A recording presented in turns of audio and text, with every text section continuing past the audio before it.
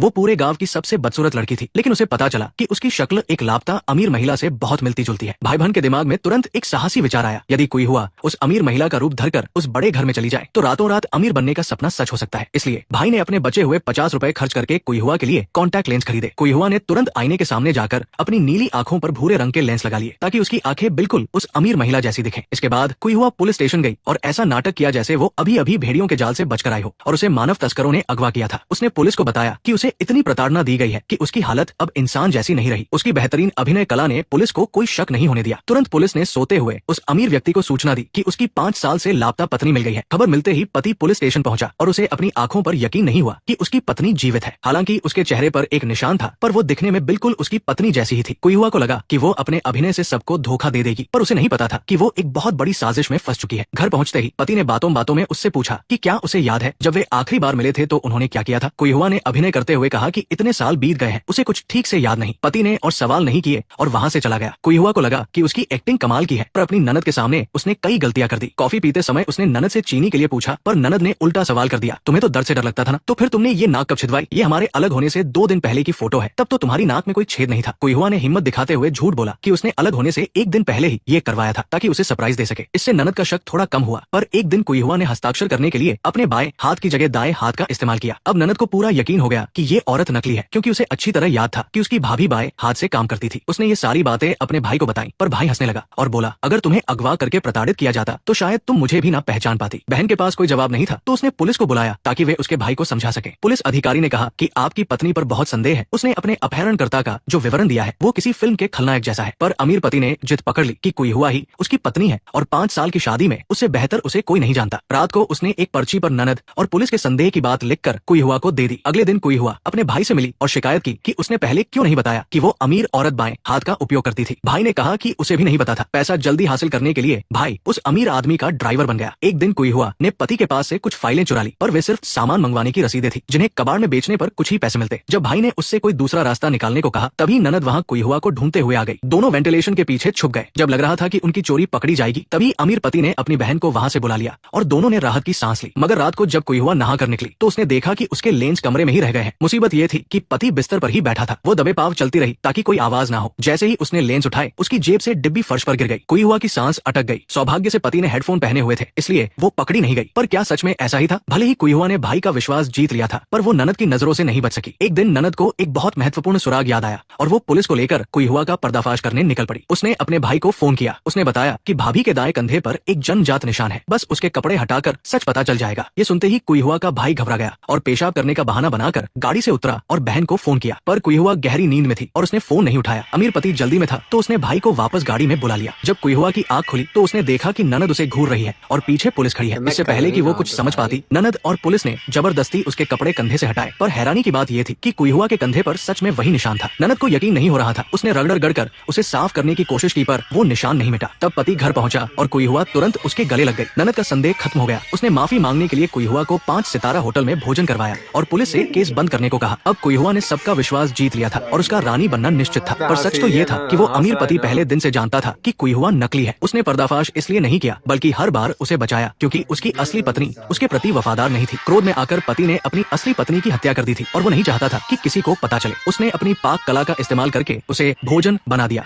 और पुलिस अधिकारी को खिला दिया। वो अधिकारी जब भी उस व्यंजन को याद करता पति के खाने की प्रशंसा करते नहीं थकता था। जब तक कोई हुआ जीवित है तब तक किसी को असली पत्नी के राज के बारे में